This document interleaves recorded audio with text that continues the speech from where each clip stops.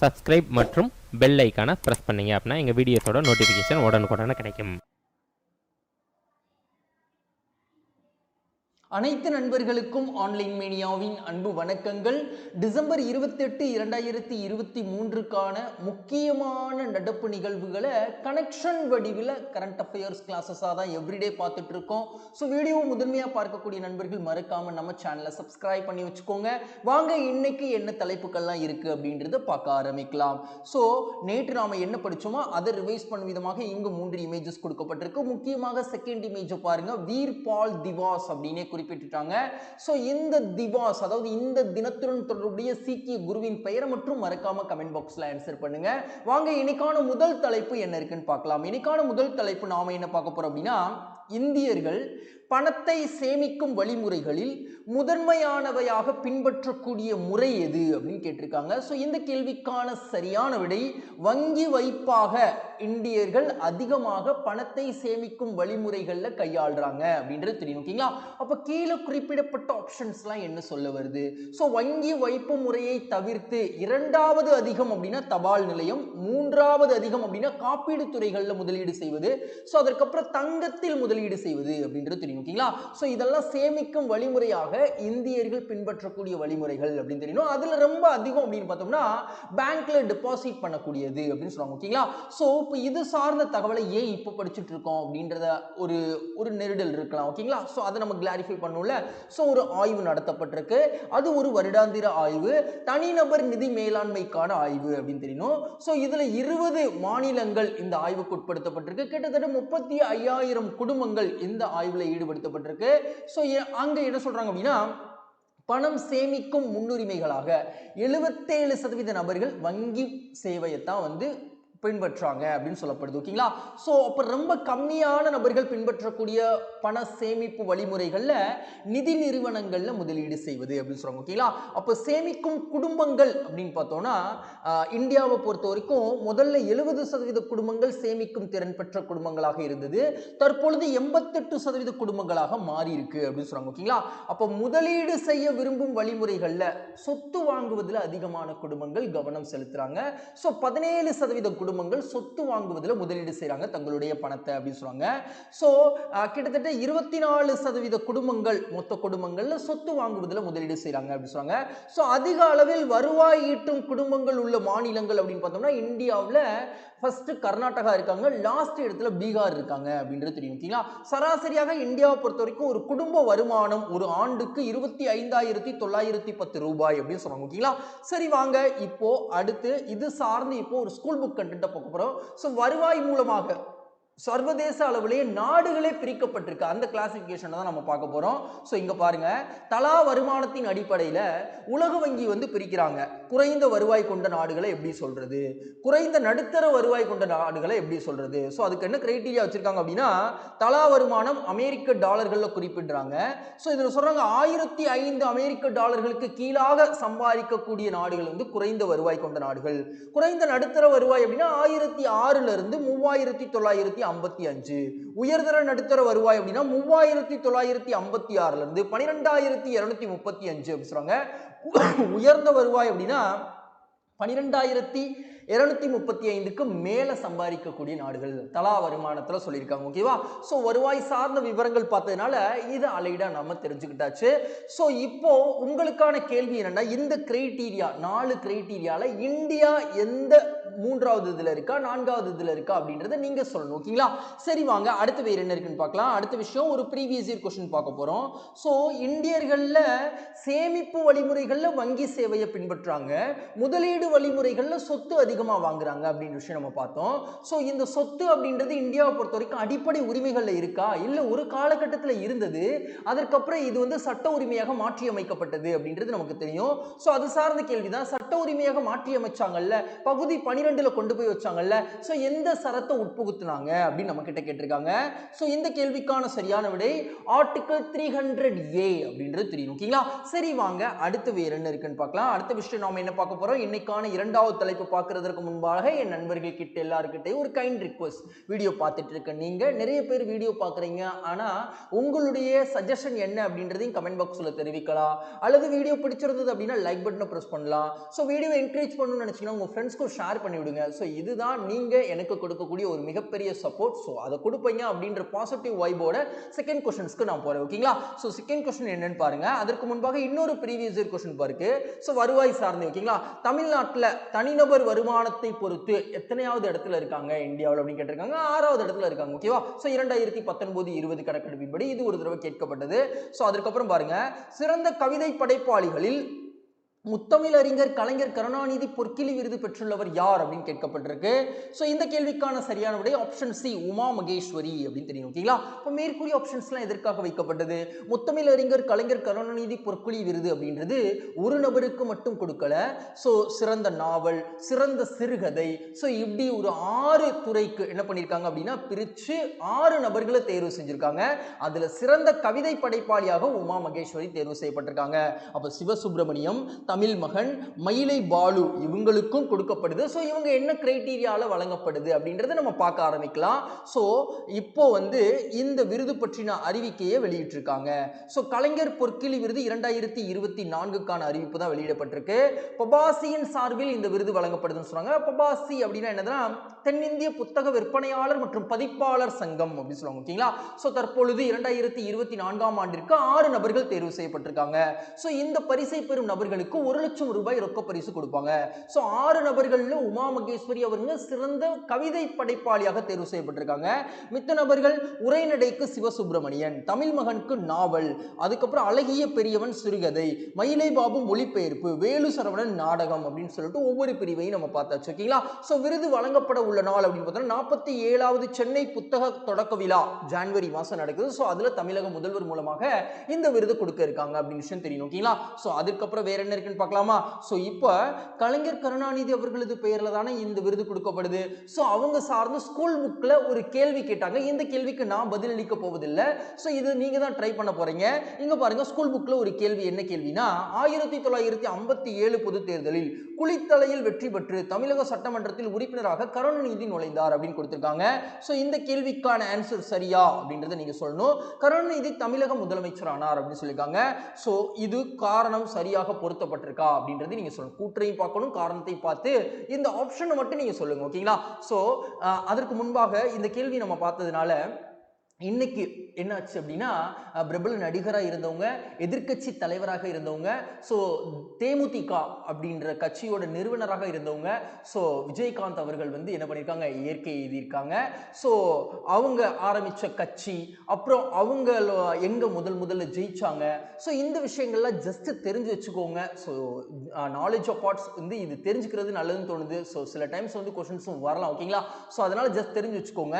ஏன்னா திராவிட கட்சிகள் அப்படின்னு தான் நம்ம கிட்ட சிலபஸ்ல இருக்கு. ஸோ தேமுதிக திராவிட அப்படின்ற வார்த்தை அதுக்குள்ளே வருது. ஸோ அதனால நம்ம ஜஸ்ட் தெரிஞ்சு வச்சுக்கோங்க. ஓகேங்களா? சரி வாங்க அடுத்து வேற என்ன இருக்குன்னு பார்க்கலாம். அடுத்த விஷயம் நாம என்ன பார்க்க போறோம் அப்படின்னா டிஎன்பிஎஸ்சி ப்ரீவியஸ் இயர் கொஸ்டின் பார்க்குறோம். ஓகேங்களா? ஸோ தமிழ்நாடு விருது சார்ந்து படிச்சோம். ஸோ அதனால இந்த கேள்வியை நம்ம பார்க்குறோம். 2019ஆம் ஆண்டு கீழ்கண்ட எந்த இதழ் 4 விருதுகளை தமிழ்நாட்டிற்கு வழங்கியது அப்படின்னு கேட்டிருக்காங்க. ஸோ இந்த கேள்விக்கான சரியான விடை இந்தியா டுடே அப்படின்னு தெரியும். ஓகேங்களா? சரி வாங்க அடுத்து வேற என்ன இருக்குன்னு பார்க்கலாம். அடுத்த விஷயம் நாம என்ன பார்க்க போறோம் அப்படின்னா 2023ஆம் ஆண்டில் முதல் முறையாக பங்குச்சந்தை, ஓகேங்களா, ஸ்டாக் எக்ஸ்சேஞ்ச் உள்ள, ஸோ இந்த பங்குச்சந்தை $4 ட்ரில்லியன் தொட்டதற்கு முதன்மை காரணம் என்ன அப்படின்னு கேட்டிருக்காங்க. இந்த வருஷம் தான் $4 ட்ரில்லியன் அளவுக்கு உயர்ந்திருக்கு பங்குச்சந்தையோட மதிப்பு. ஸோ அதற்கான காரணம் என்னன்னா இந்தியா அதிகமான அந்நிய நேரடி முதலீடு ஈர்த்திருக்கு அப்படின்றது முதன்மை காரணம். ஓகேங்களா? இப்போ ஹிண்டன்பர்க் ரிப்போர்ட் அப்படின்றது 2023 முதன்மை காலகட்டத்தில் கொடுத்தாங்க. பங்குச்சந்தை வரலாறு காணாத அளவுக்கு சரிவை சந்திச்சதற்கு காரணம் தான் ஹிண்டன்பர்க் அறிக்கை அப்படின்னு தெரியும். ஓகேங்களா? ஸோ அதற்கப்புறம் இப்போ உங்களுக்கான கேள்வி என்ன அப்படின்னா, இந்த ஹிண்டன்பர்க் அறிக்கையை சார்ந்து ஆய்வு செய்வதற்கு இந்திய உச்சநீதிமன்றம் ஒருவர் தலைமையில் குழு அமைச்சாங்க. ஸோ அந்த கமிட்டியோட ஹெட்டோட பேர் தெரிஞ்சதுன்னா மறக்காம கமெண்ட் பாக்ஸ்ல சொல்லுங்க.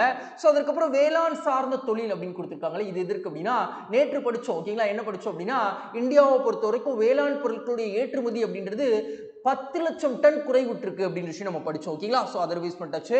தகவல் தொடர்பு சார்ந்து நேற்று படிச்சோம். என்ன படிச்சோம் அப்படின்னா, உலக தலைவர்கள்ல ஒரு யூடியூப் பிளாட்ஃபார்ம்ல ஃபாலோவர்ஸ் அதிகமாக வச்சிருக்கிறதுல முதன்மை இடத்தை வகிக்கிறது இந்திய பிரதமர் அப்படின்னு படிச்சோம். ஓகேங்களா? 2 கோடி ஃபாலோவர்ஸ் வச்சிருக்காங்கன்னு பார்த்தோம். சோ அதையும் நம்ம ரிவைஸ் பண்ணிட்டாச்சு. ஓகேங்களா? சரி, இப்போ நாம என்ன படிச்சிருக்கோம்? 2023ல பங்குச்சந்தை $4 டிரில்லியன் அளவுக்கு மதிப்பை தொட்டதற்கு முக்கியமான காரணம் என்ன அப்படின்னா அந்நிய நேரடி முதலீடு அப்படின்றது படிச்சிருக்கோம். ஓகேங்களா? சோ 2023ல் பங்குச்சந்தை நிலை சிறந்த வளர்ச்சி நோக்கிய பயணம் அப்படின்னு சொல்றாங்க. ஓகேங்களா? சோ சிறப்பு என்ன அப்படின்னா சர்வதேச அளவில் டாப் 10 வரிசைகள்ல நேஷனல் ஸ்டாக் எக்ஸ்சேஞ்ச் இடம் பிடிச்சிருக்கு அப்படின்னு சொல்றாங்க. தேசிய பங்குச்சந்தை குறியீட்டு எண் அப்படின்னு பார்க்கும்போது 21,000 புள்ளிகள் தற்பொழுது பெற்றிருக்கு. 16,000 புள்ளிகள் ஆரம்பிச்சு இப்போ 21,000 புள்ளிகள் பெற்றிருக்கு அப்படின்னு சொல்றாங்க. சோ பாம்பே ஸ்டாக் எக்ஸ்சேஞ்சை பொறுத்த வரைக்கும் 72,000க்கும் மேற்பட்ட புள்ளிகளை படைத்து சாதனை படைத்திருக்கு அப்படின்னு சொல்றாங்க. ஓகேங்களா? 2023ல் பங்குச்சந்தையில் ஈர்க்கப்பட்டுள்ள மதிப்பு $22 பில்லியன் அப்படின்னு சொல்றாங்க. ஓகேங்களா? எதுல? FDI மூலமாக, அந்நிய நேரடி முதலீடு மூலமாக ஈர்க்கப்பட்ட மதிப்பு அப்படின்னு சொல்றாங்க. ஓகேங்களா? சோ 2023ல் வரலாறு காணாத சரிவிற்கு காரணம் நம்ம பார்த்தோம். ஹிண்டன்பர்க் அறிக்கை அப்படின்னு பார்த்தோம். ஓகேங்களா? சரி, வாங்க அடுத்து வேற என்ன இருக்குன்னு பார்க்கலாம். அப்போ இது சார்ந்த விவரங்களை பார்த்தாச்சு.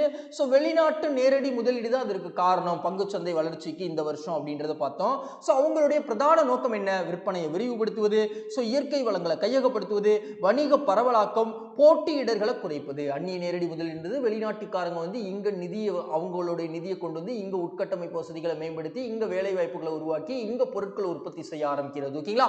சரி, வாங்க அடுத்து வேற என்ன இருக்குன்னு பார்க்கலாம். அடுத்த விஷயம் நம்ம என்ன பார்க்க போறோம்? ஒரு ப்ரீவியஸ் இயர் क्वेश्चन அந்நிய நேரடி முதலீடு சார்ந்தே. ஓகேங்களா? சோ என்ன சொல்றாங்க? கீழ்க்கண்டவற்றில் புதிய தொழிற்கொள்கையின் நோக்கங்கள் அடைவதற்கு மேற்கொள்ளப்பட்ட முறைகள் யாவை அப்படின்னு கேட்டிருக்காங்க. புதிய தொழிற்கொள்கை நோக்கங்கள்ல தொழில் உரிமம் அப்படின்றது இருக்கு, அயல்நாட்டு முதலீடு அப்படின்றது இருக்கு, அயல்நாட்டு வாணிப கொள்கை அப்படின்றது இல்ல, பொதுத்துறை நிர்வாகம் இருக்கு அப்படின்னு தெரியணும். சோ தொழில் கொள்கை நோக்கங்கள்ல அயல்நாட்டு முதலீடு அப்படின்றது ஒன் ஆஃப் தி அப்ஜெக்டிவா பார்க்கப்படுது அப்படின்னு தெரியணும். ஓகேங்களா? சரி, வாங்க அடுத்து வேற என்ன இருக்குன்னு பார்க்கலாம். அடுத்த விஷயம் நாம என்ன பார்க்க போறோம் அப்படின்னா, மத்திய அரசு அறிமுகப்படுத்த உள்ள மலிவு விலை அரிசியின் பெயர் என்ன அப்படின்னு கேட்டிருக்காங்க. சோ இந்த கேள்விக்கான சரியான விடை பாரத் அரிசி அப்படின்னு தெரியும். ஓகேங்களா? இப்போ மேற்கூறிய ஆப்ஷன்ஸ்லாம் எதற்காக வைக்கப்பட்டது?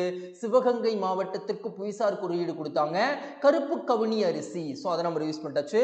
பாசுமதி அரிசியை இந்த வருஷம் ஏற்றுமதி பண்ணுவதற்கு நாம என்ன பண்ணோம் அப்படின்னா அந்த அரிசிக்கு மட்டும் அலோவேஜ் கொடுத்தோம், மித்த எல்லா அரிசிகளுக்கும் தடை விதிச்சோம். ஓகேங்களா? சோ அதை நம்ம ரிவைஸ் பண்ணிட்டாச்சு. அதுக்கப்புறம் கோல்டன் அரிசி அப்படின்னா என்னன்னா, இந்த விட்டமின் ஏ குறைபாடுள்ள குழந்தைகளுக்கு விட்டமின் ஏ உட்செலுத்தப்பட்ட ஒரு பயோ போர்ட்டிஃபிகேஷன் சார்ந்த ஒரு அரிசி தான் கோல்டன் அரிசி. நம்ம ஸ்கூல் புக்ல இருக்கு. சோ நம்ம அதை ரிவைஸ் பண்ணிட்டாச்சு. ஓகேங்களா? சோ பாரத் அரிசி அப்படின்னு சொல்லிட்டு மலிவு விலையில மத்திய அரசு கொடுப்பதற்கு பிளான் பண்ணிருக்காங்க. 1 கிலோ அரிசி 25 ரூபாய்க்கு கொடுக்கிறதா பிளான் பண்றாங்க. ஓகேங்களா? சோ அதற்கப்புறம் மத்திய அரசு ஆலோசனை நடத்திட்டு இருக்காங்க இந்த மலிவு விலை அரிசி அறிமுகப்படுத்துறதுக்கு. சோ காரணம் என்ன அப்படின்னா அத்தியாவசிய உணவுப் பொருட்களின் விலையை கட்டுக்குள்ள வச்சுக்கணும், அதிக விலைக்கு போயிடக்கூடாது. சோ 1 கிலோ அரிசியை 25 ரூபாய்க்கு நம்ம கொடுக்கிறதுக்கு பிளான் பண்றாங்க. ஓகேங்களா? சோ முன்னர் அறிமுகப்படுத்தப்பட்டவை இதே மாதிரி பாரத் ஆட்டா அப்படின்றது 1 கிலோ கோதுமை மாவு 27.5க்கு கொடுத்துட்டு இருக்காங்க. பாரத் தால் அப்படின்னு சொல்லிட்டு 1 கிலோ பருப்பு 60 ரூபாய்க்கு கொடுத்துட்டு இருக்காங்க. சோ இந்த பாரத் அரிசி விற்பனையகம் எதன் மூலமாக பண்ண போறாங்க அப்படின்னா நாஃபட் மற்றும் NCCF அப்படின்னு சொல்லக்கூடிய அமைப்பின் மூலமாக பண்ண போறாங்க. சோ இந்த நாஃபட் உடைய விரிவாக்கம் என்ன அப்படின்றத மறக்காம கமெண்ட் பாக்ஸ்ல நீங்க சொல்லுங்க. சரி, வாங்க அடுத்து வேற என்ன இருக்குன்னு பார்க்கலாம். அடுத்த விஷயம் நாம என்ன பார்க்க போறோம் அப்படின்னா, இப்ப கருப்பு கவுனி அரிசி பார்த்தோம், கோல்டன் ரைஸ்னா என்னன்னு பார்த்தோம், பாசுமதி அரிசினா என்னன்னு பார்த்தோம், பாரத் அரிசினா கூட பார்த்தோம். இப்போ அதிசய அரிசினா என்னன்னு நம்ம ஸ்கூல் புக்ல இருக்கிறத நம்ம பார்க்க போறோம். ஓகேங்களா? அப்போ இன்டர்நேஷனல் ரைஸ் ரிசர்ச் இன்ஸ்டிடியூட் மூலமாக உருவாக்கப்பட்டது. IR8 அதைத்தான் அதிசய அரிசின்னு சொல்றாங்க. அரைக்குள்ள நெல் வகையை சார்ந்து 1966ல பிலிப்பைன்ஸ் இந்தியாவில் அறிமுகப்படுத்தினாங்க. இந்தோனேஷியாவில் அதிக மகசூல் தரக்கூடிய பீட்டா வகையை சார்ந்த நெல்லையும் சீனாவின் குள்ள நெல் வகையான டிஜியோ ஊஜன் அப்படின்ற நெல் வகையை சார்ந்ததையும் இந்த நெல்லை உருவாக்கி இருக்காங்க அப்படின்னு சொல்றாங்க. ஓகேங்களா? சரி, அடுத்து ஒரு ப்ரீவியஸ் இயர் क्वेश्चन பார்க்க போறோம். சோ இந்த क्वेश्चनல நீங்க தவறு பண்ண கூடாது அப்படின்றதுக்காக இந்த क्वेश्चन வைக்கப்பட்டது. ஓகேவா?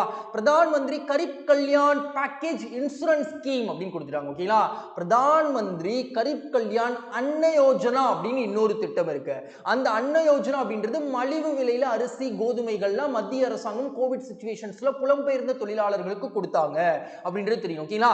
சோ இந்த ஸ்கீம் அதே மாதிரி இருக்கிறதுனால இரண்டும் தவறு அப்படின்னு போற்றக்கூடாது. ஸோ இந்த ஸ்கீமை பாருங்க, இன்சூரன்ஸ் ஸ்கீம் அப்படின்னு கொடுத்துட்டாங்க. ஸோ இதுல கரெக்டான ஆன்சர் என்ன அப்படின்னா, கோவிட்-19 நோயாளிகளின் நேரடி தொடர்பு மற்றும் பராமரிப்பு இருக்க வேண்டிய சமூக சுகாதார பயனாளிகளுக்கு இத்திட்டத்தில் சேர்க்கப்பட்டது அப்படின்னு சொல்லுவாங்க. ஓகேங்களா? ஸோ வித்தியாசம் இருக்கு அப்படின்றது இந்த கொஸ்டின்ல இருந்து நம்ம உணர்ந்துக்கணும். ஓகேங்களா? சரி, வாங்க அடுத்து வேற என்ன இருக்குன்னு பார்க்கலாம். அடுத்த விஷயம் நாம என்ன பார்க்க போறோம் அப்படின்னா, 2024ஆம் ஆண்டு பருவத்தில் எந்த வேளாண் பொருட்களுக்கு குறைந்தபட்ச ஆதரவு விலை உயர்த்தப்பட்டுள்ளதுன்னு கேட்டிருக்காங்க. சோ இந்த கேள்விக்கான சரியான விடை, கொப்புரை தேங்காயுடைய குறைந்தபட்ச ஆதரவு விலை உயர்த்தப்பட்டிருக்கு. மினிமம் சப்போர்ட் பிரைஸ்னா என்னன்னு கண்டிப்பா நம்ம பார்க்கலாம். சோ அதற்கு முன்பாக மேற்கூறிய ஆப்ஷன்ஸ்லாம் நம்ம பார்த்தலாம். கோதுமைக்கு ரொம்ப வருஷத்துக்கு அப்புறம் இந்த வருஷம் தான் 150 ரூபாய் குவிண்டாலுக்கு குறைந்தபட்ச ஆதரவு விலை உயர்த்தினாங்க. சோ நாம அதை ரிவைஸ் பண்ணிட்டாச்சு. கரும்பு உலக அளவிலேயே இந்த வருஷத்துடைய உற்பத்தி ரொம்ப கம்மியா இருக்கு அப்படின்னு நம்ம பார்த்தோம். பருத்தி பர்டிகுலரா இந்தியாவில் இளஞ்சிவப்பு புழுக்களின் தாக்கத்தினால் பருத்தியோட மகசூல் கம்மியாகி இருக்கு அப்படின்னு விஷயம் நம்ம பார்த்தோம். ஓகேங்களா? அதை நம்ம ரிவைஸ் பண்ணிட்டாச்சு. சோ கொப்புரை தேங்காயுடைய குறைந்தபட்ச ஆதரவு விலை இப்போ தற்பொழுது கூட்டப்பட்டிருக்கு. ஸோ தற்பொழுது நடைபெற்ற விஷயம் என்ன அப்படின்னு பார்க்கணும்ல. ஒப்புதல் வழங்கியது மத்திய அமைச்சரவை. என்ன கூட்டம் நடந்தது? பிரதமர் தலைமையிலான பொருளாதார விவகாரங்களுக்கான கூட்டம் நடந்தது. ஸோ குறைந்தபட்ச ஆதரவு விலை எல்லா பயிர்களுக்கும் கொடுப்பாங்களா? இல்லை, கட்டாய பயிர்கள் அப்படின்னு சொல்லிட்டு சில கிரைட்டீரியா வச்சிருப்பாங்க. அந்த பயிர்களுக்கு மட்டும்தான் கொடுப்பாங்க. ஸோ எவ்வளவு விலை நிர்ணயம் பண்ணுவாங்க? உற்பத்தி செலவை விட 1.5 மடங்கு அதிகமாக விலை நிர்ணயம் பண்ணுவாங்க. ஸோ இந்த 1.5 மடங்குன்னு எப்போ முடிவு பண்ணாங்க? 2018-19 பட்ஜெட்ல இருந்து முடிவு பண்ணாங்க. சோ கொப்பரை விலை குவிண்டாலுக்கு 12,000 உயர்த்தப்பட்டிருக்கு 2024 பொறுத்த வரைக்கும். சோ விவசாயிகளுடைய லாபம் 51% இருந்தது, 63% உயர்த்தப்பட்டிருக்கு இந்த குறைந்தபட்ச ஆதரவு விலை மூலமாக. சோ உயர்வு தனிப்பட்ட முறையில் ஒரு குவிண்டாலுக்கு 300 ரூபாய் உயர்த்தி இருக்காங்க. சோ உற்பத்தியாளர்கள் அதிகம் உள்ள மாநிலம், பர்டிகுலரா இந்த கொப்பரை தேங்காய் உற்பத்தியை பொறுத்தவரைக்கும் கேரளாலையும் தமிழ்நாட்டிலையும் நிறைய விவசாயிகள் இருக்காங்க அப்படின்னு சொல்றாங்க. ஓகேங்களா? சோ இப்போ உங்களுக்கான கேள்வி என்ன அப்படின்னா, பேராவூரணி அப்படின்னு சொல்லிட்டு தமிழ்நாட்டில் ஒரு இடம் இருக்கு. சோ இதற்கு புவிசார் குறியீடு கொடுத்தாங்க. என்ன பொருளுக்கு கொடுத்தாங்க அப்படின்றது நீங்க சொல்லணும். ஓகேங்களா? அடுத்து வேற என்ன இருக்குன்னு பார்க்கலாம். சோ குறைந்தபட்ச ஆதரவு விலைனா என்ன அப்படின்றது நம்ம ஸ்கூல் புக்ல இருந்து பார்க்க போறோம். ஓகேங்களா? சோ ஒரு குறிப்பிட்ட பயிருக்கு ஒரு விலையை நிபுணர் குழு மூலமாக முடிவு பண்ணுவாங்க. சோ பயிர் மகசூல் இடுவது, அதாவது பயிரிடுவதற்கு முன்பாக விவசாயிகள்கிட்ட சொல்லிடுவாங்க, மகசூல் பெற்ற உடனே நீங்க ஓபன் மார்க்கெட்டுக்கு கொண்டு போங்க, நல்ல விலை கிடைச்சா அங்க கொடுத்துருங்க, அப்படி கிடைக்கல அப்படின்னா எங்க கிட்ட அரசாங்கத்துக்கிட்டே கொடுத்துருங்க அப்படின்னு சொல்லிட்டு ஊருக்கு அரசாங்கம் கொள்முதல் மையம் வச்சிருப்பாங்க. சோ அங்க நாம கொடுத்துக்கலாம். ஓகேங்களா? விவசாயிகளுக்கு ஒரு கேரண்டி கொடுக்கக்கூடிய ஒரு திட்டம் தான் இந்த மினிமம் சப்போர்ட் பிரைஸ் அப்படின்னு சொல்லுவாங்க. ஓகேங்களா? சரி, வாங்க அடுத்து வேற என்ன இருக்குன்னு பார்க்கலாம். அடுத்த விஷயம் நாம என்ன பார்க்க போறோம் அப்படின்னா, விவசாயிகளை என்கரேஜ் பண்ணும் விதமான ஒரு திட்டம் தான் பார்க்க போறோம். கிருஷி ஸ்ராமிக் சமாஜிக் சுரக்ஷா யோஜனாவின் முக்கிய நோக்கம் என்ன? 18 முதல் 60 வயதுக்குட்பட்ட வேளாண் தொழிலாளர்களுக்கு சமூக பாதுகாப்பு அளிப்பது அப்படின்னு தெரியும். ஓகேங்களா? சரி, வாங்க அடுத்து வேற என்ன இருக்குன்னு பார்க்கலாம். 3வது தலைமைச் செயலாளர்களின் தேசிய மாநாட்டிற்கு தலைமை தாங்குபவர் யார் அப்படின்னு கேட்கப்பட்டிருக்கு. சோ இந்த கேள்விக்கான சரியான விடை இந்திய பிரதமர் அப்படின்னு தெரியும். ஓகேங்களா? சோ ஆப்ஷன் பி ல இந்திய ஜனாதிபதி குறிப்பிட்டிருக்காங்களே. ரீசன்ட் டேஸ்ல என்ன படிச்சோம் அப்படின்னா, இந்திய ஜனாதிபதி திரௌபதி முர்மு அவர்களுடைய வருகைக்கு இணங்க ஓமன் நாட்டுடைய அதிபர், ஓகேங்களா, தாரிக் அப்படின்றவர் என்ன பண்ணாரு? இந்தியாவுக்கு அரசுமுறை பயணமாக வந்தார் அப்படின்ற விஷயம் நம்ம படிச்சோம். சோ இந்திய ஜனாதிபதியும் மீட் பண்ணியிருந்தாரு, இந்திய பிரதமரையும் மீட் பண்ணியிருந்தாரு. அமைச்சரவை செயலராக தற்பொழுது ராஜீவ் கௌபா இருக்காங்க அப்படின்றது தெரியும். ஓகேங்களா? சோ 2019 இருந்து இருக்காங்க. அதிக முறை அவங்களுக்கு இந்த பதவி எக்ஸ்டெண்ட் பண்ணப்பட்டிருக்கு அப்படின்ற விஷயம் நம்ம ரீசன்ட் டேஸ்ல படிச்சோம். சோ அதை ரிவைஸ் பண்ணிட்டாச்சு. உள்துறை அமைச்சர் அவர்கள் ஒரு இன்டிமேஷன்ஸ் கொடுத்திருக்காங்க. என்ன அப்படின்னா, முஸ்லீம் லீக் அமைப்பை உஃபா சட்டத்தின்படி தடை செய்யறோம் ஜம்மு காஷ்மீர்ல அப்படின்னு சொல்லிட்டு ஒரு அறிக்கை வெளியிட்டிருப்பாங்க. சோ அதையும் நாம தெரிஞ்சுக்கிட்டாச்சு. ஓகேங்களா? சோ இந்திய பிரதமர் தான் 3வது தலைமைச் செயலாளர்களின் தேசிய மாநாட்டிற்கு தலைமை தாங்குறாங்க அப்படின்னு தெரியணும். சரி, வாங்க இது சார்ந்த விவரங்களை பார்க்கலாம். சோ நடைபெறும் இடம் அப்படின்னு பார்த்தோம்னா புதுடெல்லியில நடக்குது அப்படின்னு தெரியும். ஓகேங்களா? அப்ப 2வது மாநாடும் புதுடெல்லியில நடந்தது. இப்ப 3வது மாநாடும் புதுடெல்லியில 27 இருந்து 29 டிசம்பர் 3 நாட்கள் நடப்போது. சோ 1வது மாநாடு எங்க நடந்துச்சு? 2022 ஜூன் தர்மசாலாவில் நடைபெற்றது அப்படின்னு தெரியும். ஓகேங்களா? சரி, அடுத்து என்ன சொல்றாங்க அப்படின்னா, இங்க பாருங்க, மாநாட்டின் முக்கிய கவனம் எதுல எல்லாம் செலுத்த போறாங்க? நிலம், மின்சாரம், குடிநீர், சுகாதாரம், பள்ளி கல்வி அப்படின்னு சொல்றாங்க. ஓகேங்களா? அப்போ சிறப்பு அமர்வுகள் எதற்கெல்லாம் அமைக்க போறாங்க? சைபர் செக்யூரிட்டி சார்ந்து, அதுக்கப்புறம் ஆஸ்பிரேஷனல் பிளாக் ப்ரோக்ராம் அப்படின்றது கொண்டு வந்திருக்காங்க. ஓகேங்களா? ஏற்கனவே நித்தி ஆயோக் பரிந்துரையின்படி ஆஸ்பிரேஷனல் டிஸ்ட்ரிக்ட் ப்ரோக்ராம் வச்சிருந்தாங்க. இப்போ தொகுதிகளுக்கு, ஓகேங்களா, ஒவ்வொரு பிளாக்கும் வச்சிருக்காங்க. சோ அது சார்ந்த விஷயங்கள், அதுக்கப்புறம் டிஸ்ட்ரிக்ட் பிளான் சார்ந்த விஷயங்களுக்கு சிறப்பு அமர்வுகள் நடக்க போகுது அப்படின்னு சொல்றாங்க.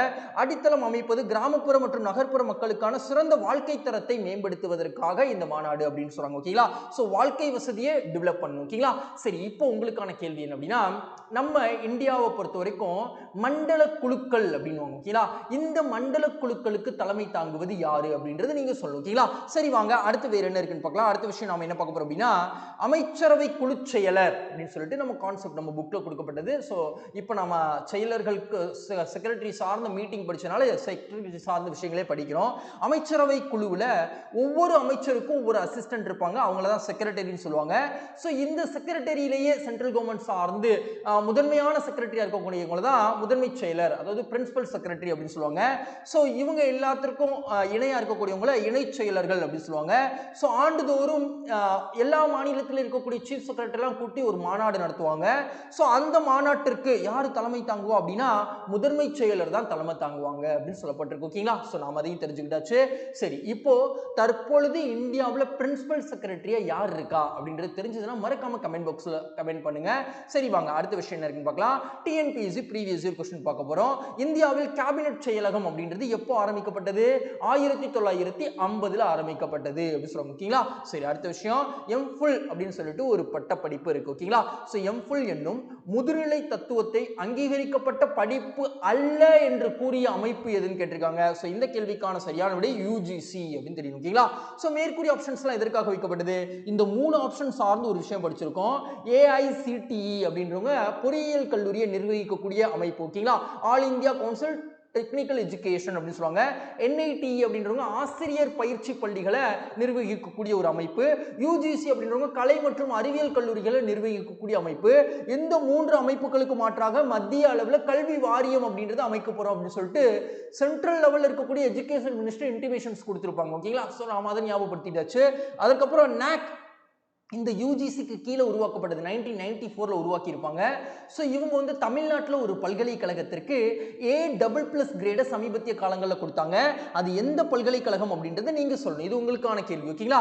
சரி வாங்க, இப்போ இந்த யூஜிசி கொடுத்த பரிந்துரைகளின் அடிப்படையில் இருக்கக்கூடிய விஷயங்களை நம்ம பார்க்கலாம் ஓகேங்களா.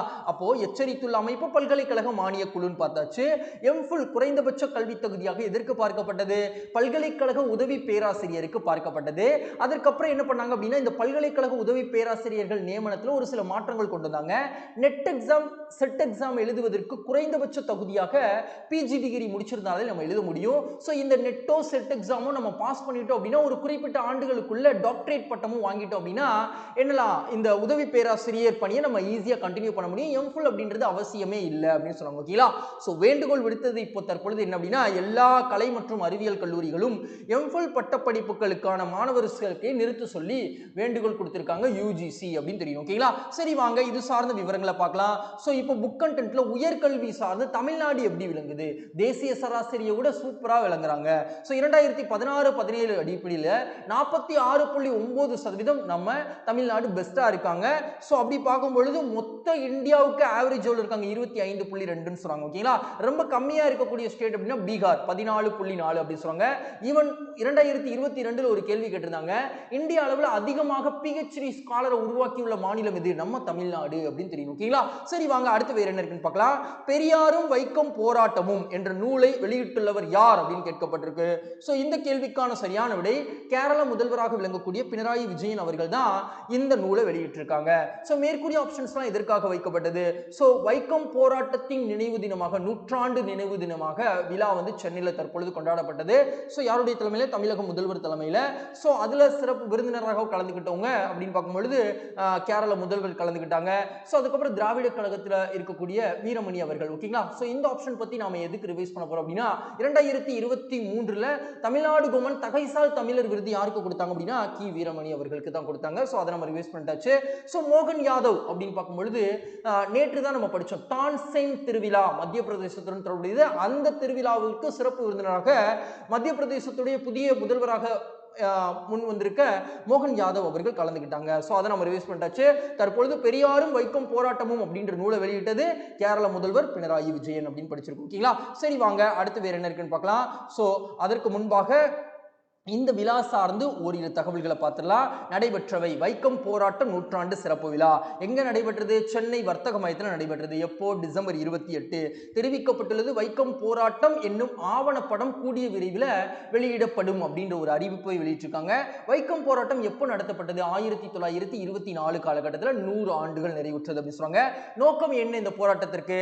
கோவில் தெருக்களில் அனைவரும் செல்லும் உரிமையை பெற்று தந்ததுதான் இந்த போராட்டத்துடைய நோக்கம். சோ கலந்து கொள்ள காரணமாக திகழ்ந்தவர் பெரியார் இந்த போராட்டத்தில் கலந்துக்கிறதுக்கு காரணமாக இருந்தவங்க ஜார்ஜ் ஜோசப். மதுரையில இவருக்கு ஒரு சிறப்பு பெயர் இருக்கு. என்னன்னு தெரிஞ்சது அப்படின்னா மறக்காம கமெண்ட் பாக்ஸ்ல சொல்லுங்க. George Joseph. ஓகேங்களா? சரி, வாங்க அடுத்து வேற என்ன இருக்குன்னு பார்க்கலாம். ஒரு புக் கண்டென்ட் தான் பார்க்க போறோம். வைக்கம் போராட்டம் சார்ந்து. ஓகேங்களா? தமிழ்நாடு காங்கிரஸ் கமிட்டியின் தலைவராக பெரியார் திகழும் பொழுது கோயில் நிலைவு உரிமை குறித்து தீர்மானத்தை காங்கிரஸ் கமிட்டியில கொண்டு வந்தாங்க அப்படின்னு சொல்றாங்க. சோ கோயில்களுக்குள்ள அனைவரும் செல்லணும், கோவில் வீதிகளையும் அனைவரும் செல்லணும் அப்படின்னு சொல்றாங்க. ஆனா வைக்கத்துல திருவிதாங்கூர் சமஸ்தானத்துல தற்பொழுது கேரளால இருக்கக்கூடிய ஒரு ஏரியா தான் வைக்கம். அங்க இந்த பாகுபாடுகள்லாம் இருக்கு அப்படின்னு சொல்லிட்டு ஜார்ஜ் ஜோசப் அவர்கள் போராடி இருப்பாங்க. சோ எல்லா தலைவர்களும் அந்த போராட்டத்தில் ஈடுபட்டவங்க எல்லாம் கைது செய்யப்பட்ட பொழுது அந்த போராட்டத்திற்கு தலைமை தாங்கி அந்த போராட்டத்தை வெற்றி பெற வச்சவர் பெரியார் அப்படின்னு சொல்லுவாங்க. ஓகேங்களா? சோ அதனாலேயே வைக்கம் வீரர் என்று பாராட்டப்பட்டார் அப்படின்னு சொல்லுவாங்க. ஓகேங்களா? சரி, வாங்க அடுத்து வேற என்ன இருக்குன்னு பார்க்கலாம். அடுத்த விஷயம் நம்ம என்ன பார்க்க போறோம்? ஒரு ப்ரீவியஸ் இயர் क्वेश्चन. சோ சிறை பறவை என்று அடைமொழி பெயர் கொண்டு அழைக்கப்பட்டவர் யாரு? ஈவே ராமசாமி அப்படின்னு தெரியும். ஓகேங்களா? சரி, வாங்க அடுத்த விஷயம் பார்க்கலாம். ஈவேரா பெரியார் திராவிட கழகத்தை துவங்கிய ஆண்டு என்ன? 1944 அப்படின்னு தெரியும். ஓகேங்களா? அடுத்து பாருங்க, சமீபத்திய நிகழ்வுடன் சரியாக பொருத்துக. மனித விலங்கு மோதல் இந்தியாவை பொறுத்த வரைக்கும் கடந்த ஆண்டை விட இந்த ஆண்டு 13% அதிகமாக இருக்கக்கூடிய ஒரு மாநிலமாக உத்தரகண்ட் சொல்றாங்க. 43 பேர்கள் உயிரிழப்பு இறந்திருக்காங்க. பர்டிகுலரா சிறுத்தை மற்றும் புலிகளுடைய தாக்கத்தினாலேயே அவங்க இறந்திருக்காங்க. கார்பட் தேசிய பூங்கா அப்படின்றது இருக்கு. சோ புலிகளுடைய எண்ணிக்கை அங்கு அதிகமாக காணப்படுது. 3வது இடமாக உத்தரகண்ட் மாநிலம் புலிகள் எண்ணிக்கையில திகழுது அப்படின்னு தெரியும். ஓகேங்களா? அப்ப புலிகள் எண்ணிக்கை அதிகமாக இருக்கக்கூடிய மாநிலம் எது அப்படின்றது நீங்க சொல்லுங்க. சோ பாரத் ஜிபிடி இந்த ஆர்டிபிஷியல் இன்டெலிஜென்ஸை செயல்படுத்துவதற்கு ஐஐடி பாம்பேவும் ஜியோ நிறுவனமும் இணைந்து செயலாற்றிட்டு இருக்காங்க அப்படின்னு சொல்லப்படுது. ஓகேங்களா? சரி, அதற்கப்புறம் ஃபட்டா 2 அப்படின்ற ஏவுகணை சோதனை வெற்றிகரமாக செய்யப்பட்ட நாடு பாகிஸ்தான் அப்படின்னு தெரியும். ஓகேங்களா? ஸோ மாநிலங்கள் தற்பொழுது கடன் வழங்கக்கூடிய பத்திரங்களுடைய சராசரி வட்டி விகிதம் எவ்வளவு இருக்கு அப்படின்னா இந்த வருஷத்திற்கு 7.63% அப்படின்னு சொல்லிட்டு இக்ரா அமைப்பு வெளியிட்டிருக்காங்க. ஸோ அதை நம்ம தெரிஞ்சுக்கிட்டாச்சு. அது போக 2030க்குள்ள எய்ட்ஸ் நோயை ஒழிக்கணும் அப்படின்னு சொல்லிட்டு தமிழ்நாடு அரசு ஒரு முனைப்பு காட்டுறாங்க. ஸோ அதையும் கூடுதலா தெரிஞ்சுக்கோங்க. ஸோ இந்தியாவில் இருக்கக்கூடிய சராசரி விகிதத்தோட தமிழ்நாடு பெஸ்டாவே பிளே பண்றாங்க அப்படின்றது சொல்லப்பட்டிருக்கு. ஓகேங்களா?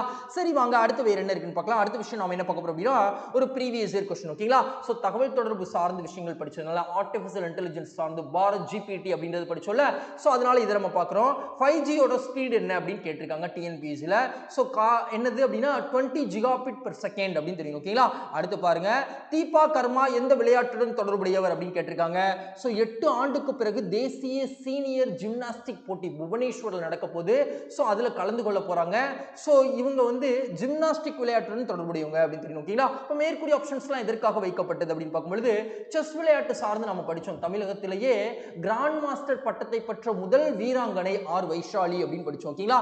ஸோ குத்துச்சண்டை பொறுத்த வரைக்கும் நேத்து தான் நம்ம படிச்சோம்.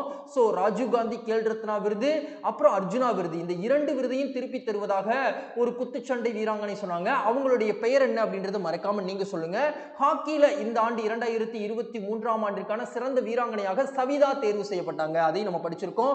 சோ அதை ரிவைஸ் பண்ணிட்டாச்சு. சோ தீபா கர்மா ஜிம்னாஸ்டிக் விளையாட்டுடன் தொடர்புங்க 8 ஆண்டுக்கு அப்புறம் மறுபடியும் இந்த போட்டிகள்ல கலந்துக்க போறாங்க. ஓகேங்களா?